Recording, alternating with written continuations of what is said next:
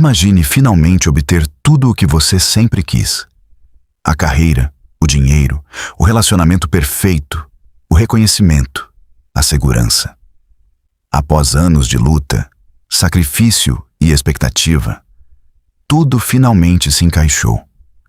Por um breve momento, você se sente exatamente como imaginou que se sentiria: completo, vitorioso, satisfeito.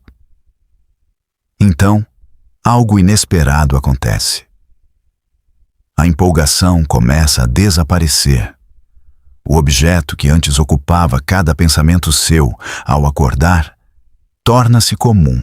Sua mente, quase sem pedir permissão, começa a olhar para outra coisa. Uma casa maior, um cargo melhor, outra conquista, outro sonho, outro futuro. Sem perceber, você já começou a perseguir a felicidade tudo de novo. A maioria de nós assume que isso é simplesmente a natureza humana, uma imperfeição inofensiva, um hábito psicológico infeliz. Mas e se for algo muito mais profundo do que isso? E se esse ciclo sem fim não for uma falha na sua personalidade, mas a própria arquitetura da existência? Há quase 2 séculos, um filósofo propôs uma resposta tão inquietante que muitos leitores ainda acham difícil de aceitar. Ele argumentou que os seres humanos não sofrem porque ocasionalmente falham em obter o que desejam. Eles sofrem porque o desejo em si nunca termina. Seu nome era Arthur Schopenhauer, e ao contrário da maioria dos filósofos, ele não prometeu uma sociedade melhor, uma civilização mais racional ou um futuro brilhante. Em vez disso, ele fez uma pergunta que poucos estão dispostos a enfrentar. E se a própria vida for movida por uma fome infinita que nunca pode ser verdadeiramente saciada? À primeira vista, Schopenhauer parece o último filósofo com quem alguém gostaria de passar o tempo.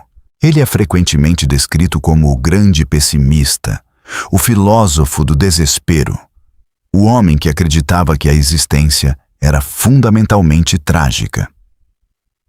Mas reputações costumam ser enganosas. Schopenhauer não estava interessado em tornar as pessoas miseráveis. Ele acreditava que elas já eram. Sua ambição era algo muito mais incomum. Ele queria explicar o porquê. Muito antes de os psicólogos estudarem a insatisfação crônica, muito antes de os economistas falarem sobre a esteira hedônica, muito antes de os neurocientistas investigarem a dopamina e os circuitos de recompensa, Schopenhauer já havia identificado um padrão que a vida moderna parece confirmar todos os dias. Os seres humanos são assustadoramente bons em se adaptar. Cada sucesso eventualmente se torna normal. Cada luxo vira rotina. Cada vitória perde silenciosamente sua intensidade emocional. O extraordinário torna-se ordinário. O novo torna-se familiar. O milagre torna-se expectativa. E assim, a busca recomeça. Se isso soa estranhamente contemporâneo, é porque o nosso mundo se tornou uma máquina gigantesca, projetada para explorar precisamente esse mecanismo. Anúncios raramente vendem produtos. Eles vendem versões futuras de nós mesmos. As redes sociais raramente oferecem satisfação. Elas oferecem comparação. A cultura de consumo sobrevive nos convencendo de que a plenitude está sempre a uma compra, uma promoção, uma experiência ou um relacionamento de distância. Schopenhauer teria reconhecido isso imediatamente. Não porque previu os smartphones, mas porque acreditava que o mecanismo em si era atemporal. O objeto muda, o desejo permanece. Para entender por que ele acreditava nisso, devemos nos afastar brevemente do mundo moderno e retornar à Alemanha. No início do século XIX, a Europa estava embriagada de otimismo. O iluminismo celebrava a razão. A ciência prometia progresso. A indústria prometia prosperidade. As revoluções políticas prometiam liberdade. Muitos filósofos imaginavam a história se desenrolando em direção a uma perfeição cada vez maior. Schopenhauer olhou para essa confiança com profunda suspeita. Ele admirava a razão, mas simplesmente se recusava a adorá-la. Ele havia herdado a revolução filosófica iniciada por Immanuel Kant. Kant argumentara que os seres humanos nunca experimentam a realidade exatamente como ela existe. Em vez disso, nossas mentes organizam ativamente a experiência antes de nos tornarmos conscientes dela. Espaço, tempo, causa e efeito não são apenas características do mundo externo. São também estruturas impostas pela própria percepção humana. Essa visão mudou a filosofia para sempre. Mas Schopenhauer acreditava que Kant havia parado no meio do caminho. Se o mundo que experimentamos já é filtrado pela mente, então o que existe por baixo desses filtros? O que é a realidade antes de se tornar percepção? A maioria dos filósofos responderia com conceitos abstratos: substância, matéria, Deus, razão. Schopenhauer propôs algo radicalmente diferente. Ele chamou isso de a vontade. Não a força de vontade, não a intenção consciente, não a determinação pessoal. Algo infinitamente mais profundo. Uma força cega, inconsciente e incessante, que impulsiona cada coisa viva à existência. Plantas buscando a luz do sol, animais caçando para sobreviver, seres humanos perseguindo amor, sucesso, reconhecimento, prazer, conhecimento, poder. Tudo, ele argumentava, expressa o mesmo movimento subjacente. A vida quer mais vida. O desejo quer mais desejo. A vontade nunca descansa. Ela não pode descansar. Por quê? No momento em que um desejo é satisfeito, outro aparece imediatamente. Imagine estar em uma praia enquanto as ondas alcançam a areia continuamente. Nenhuma onda isolada é o oceano, mas cada onda expressa a natureza do oceano. Os desejos humanos funcionam da mesma forma. Cada ambição parece única. Tornar-se rico, encontrar o amor, escrever um livro, viajar pelo mundo, vencer uma eleição, criar uma família, dominar um instrumento. No entanto, sob todos esses objetivos individuais, reside a mesma corrente invisível. A vontade se expressando através de inúmeras formas diferentes. A tragédia, acreditava Schopenhauer, é que confundimos as ondas com o oceano. Imaginamos que satisfazer um desejo específico finalmente trará uma paz duradoura. Mas satisfazer o desejo não elimina a vontade. Apenas dá à vontade um novo disfarce. Aqui, Schopenhauer introduz uma das ideias mais inquietantes de toda a filosofia. A existência humana oscila entre apenas duas condições fundamentais: o desejo e o tédio. Quando nos falta o que queremos, sofremos porque desejamos. Quando finalmente o obtemos, o desejo desaparece brevemente. Mas sem o desejo, surge outra experiência: o tédio. A sensação inquieta de que algo está faltando, de que a vida deveria conter mais, de que em algum outro lugar, com outra pessoa, algo melhor deve existir. A maioria das pessoas interpreta o tédio como vazio. Schopenhauer o interpretava como revelação. Ele revela que alcançar nossos objetivos nunca foi o destino final que imaginávamos. Apenas adiou a insatisfação. Olhe ao redor hoje. Pessoas em filas pegam instintivamente seus telefones. Conversas param por apenas alguns segundos antes de alguém checar notificações. Plataformas de streaming começam automaticamente outro episódio antes que o anterior termine. O silêncio tornou-se desconfortável. A espera tornou-se intolerável. Por quê? Porque a quietude ameaça expor algo que gastamos uma energia enorme tentando evitar: a vontade sem um objeto. a mente buscando desesperadamente por outro desejo, outra distração, outra promessa. Schopenhauer acreditava que a civilização inventa continuamente novos entretenimentos, não porque o entretenimento seja mau, mas porque a autoconsciência ininterrupta é extraordinariamente difícil de suportar. Muitos de nós acreditamos que estamos buscando a felicidade. Talvez, sugeriu ele, estejamos na verdade fugindo de nós mesmos. Essa percepção ajuda-o a explicar algo que o intrigou ao longo da vida. Por que as sociedades se tornam mais ricas sem se tornarem proporcionalmente mais felizes? Por que os confortos se multiplicam enquanto a ansiedade permanece? Por que as oportunidades se expandem enquanto a insatisfação persiste? Melhorias materiais, sem dúvida, reduzem muitas formas de sofrimento. Schopenhauer nunca negou isso. Mas o conforto não pode silenciar a vontade, porque a vontade não está pedindo conforto. Ela está pedindo para continuar querendo. Essa distinção muda tudo. Ela transforma o sucesso de um destino em um processo.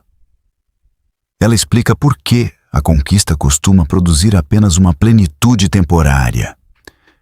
Ela revela por que a comparação pode se tornar infinita.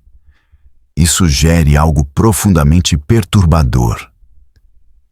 Talvez a maior prisão não esteja fora de nós. Talvez ela seja o motor invisível gerando continuamente novos desejos a partir de dentro. É aqui que Schopenhauer se afasta de quase todas as filosofias otimistas anteriores. Ele não acredita que a história está melhorando constantemente. Ele não acredita que a razão sozinha libertará a humanidade. Ele não acredita que a tecnologia resolverá os problemas mais profundos da existência, porque nenhuma dessas coisas ataca a fonte do sofrimento em si.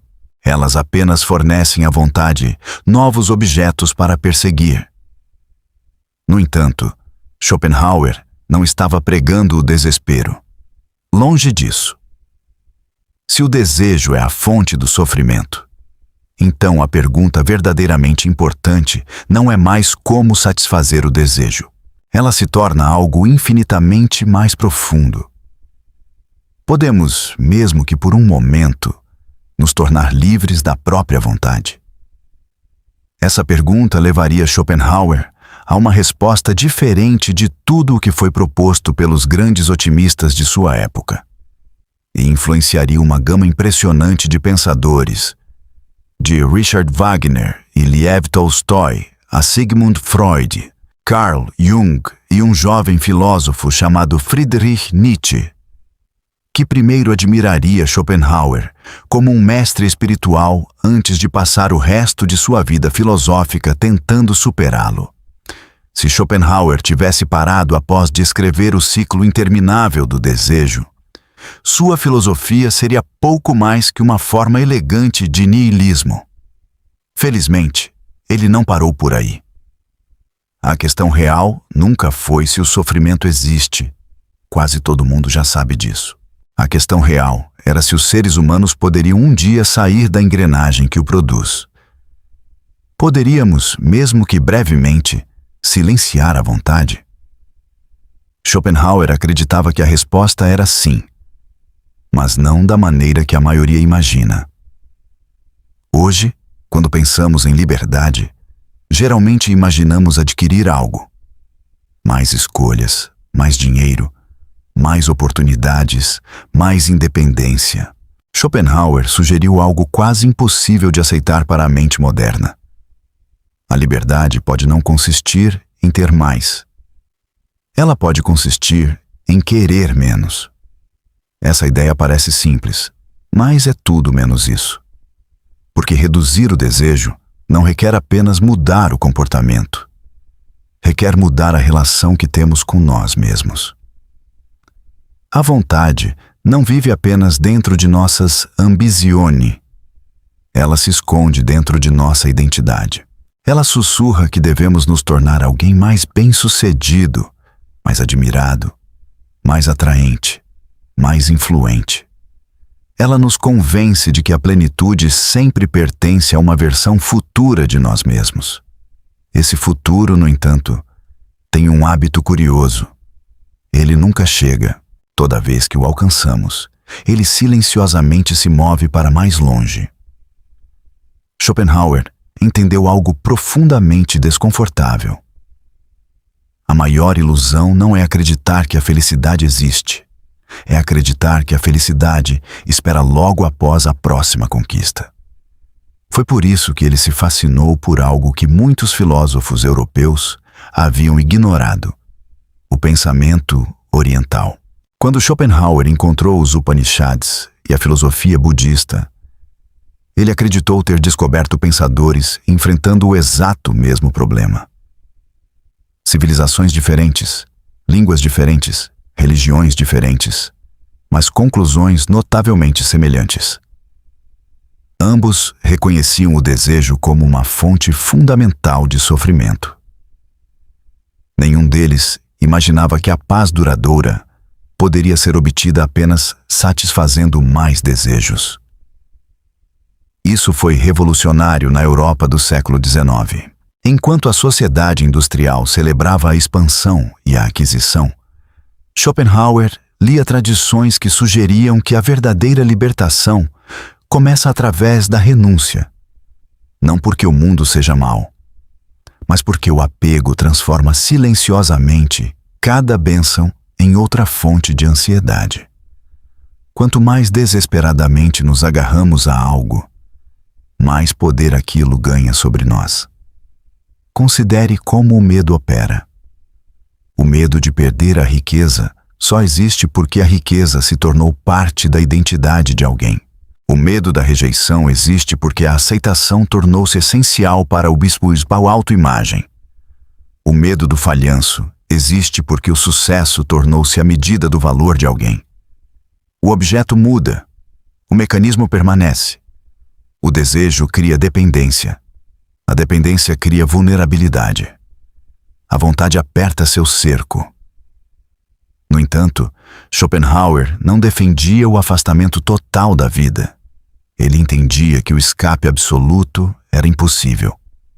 Enquanto vivermos, a vontade continuará se expressando através de nós. O que importa é se nos identificamos completamente com ela. E aqui sua filosofia toma um rumo inesperadamente belo. Ele acreditava que havia momentos raros em que a vontade silencia. Momentos em que paramos de perguntar o que a realidade pode nos dar e simplesmente contemplamos o que já existe.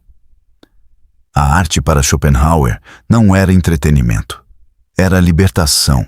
Imagine estar diante de uma grande pintura, ouvindo uma sinfonia, lendo um poema tão extraordinário que, por alguns minutos, você se esquece de si mesmo inteiramente. Suas ambições desaparecem. Suas ansiedades se dissolvem.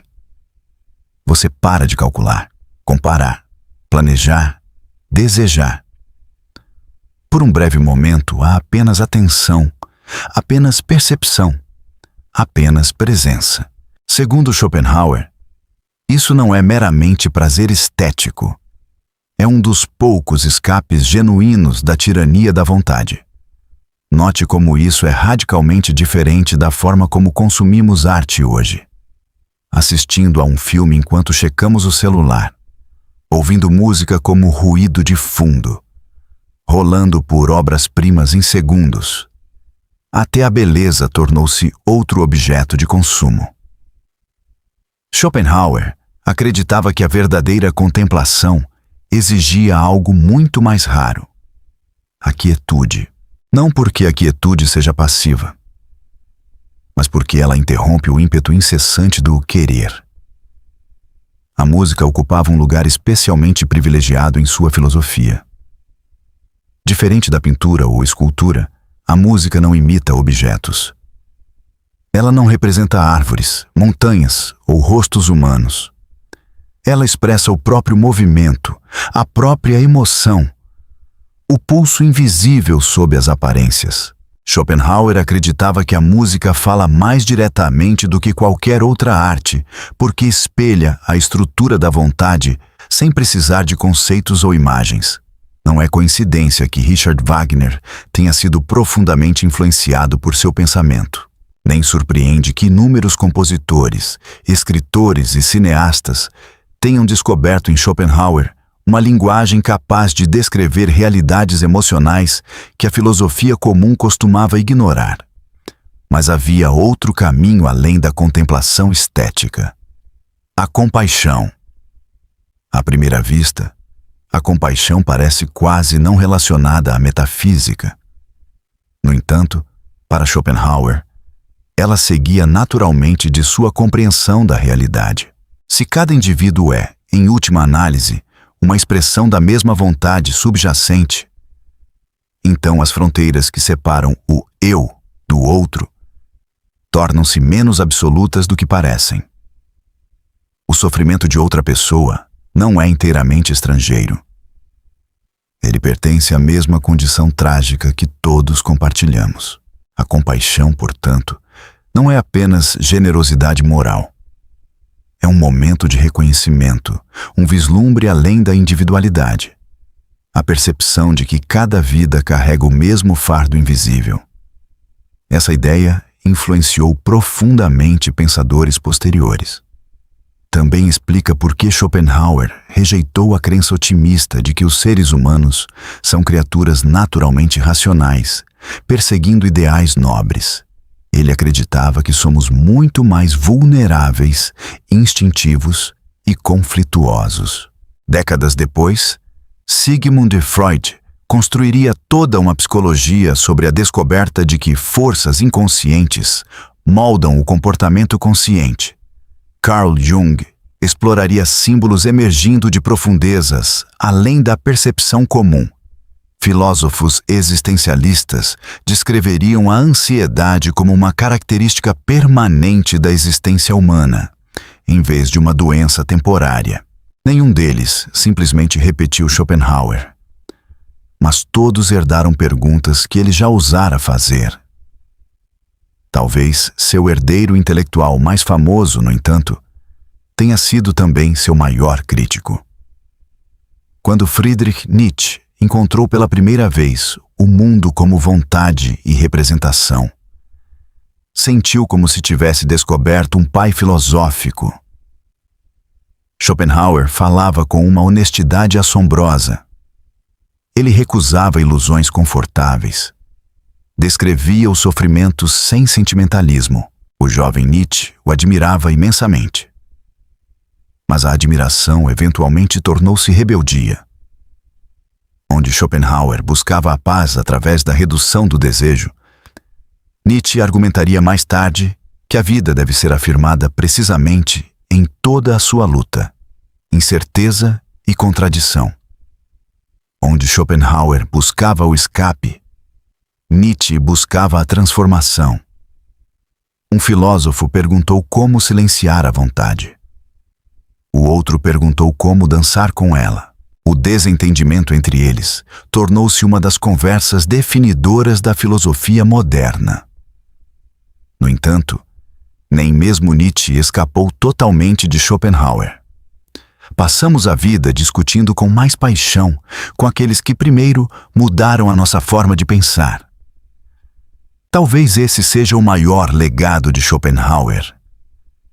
Não o pessimismo, não o desespero, mas a coragem intelectual. Ele se recusou a lisonjear a humanidade, recusou-se a prometer um progresso inevitável, recusou-se a confundir conforto com verdade. Em uma era cada vez mais obcecada por otimismo, produtividade e autoaperfeiçoamento sem fim, sua filosofia soa estranhamente contemporânea. Todos os dias somos encorajados a nos tornar versões melhores de nós mesmos, mais eficientes, mais bem-sucedidos, mais desejáveis, mais visíveis. Raramente somos convidados a perguntar se a corrida em si merece ser corrida.